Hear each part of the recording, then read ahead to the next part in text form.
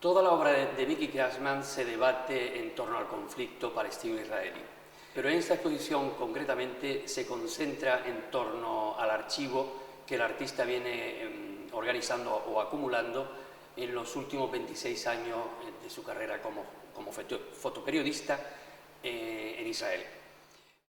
La muestra también cuestiona, en cierto modo, el carácter selectivo y arbitrario de este propio archivo.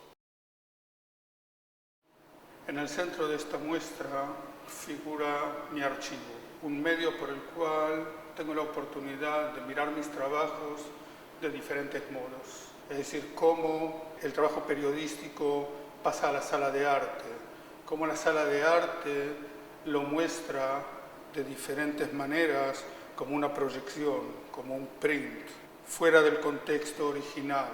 Y el ambiente cambia el sentido de las cosas. Aunque en realidad fueron sacadas con otra intención.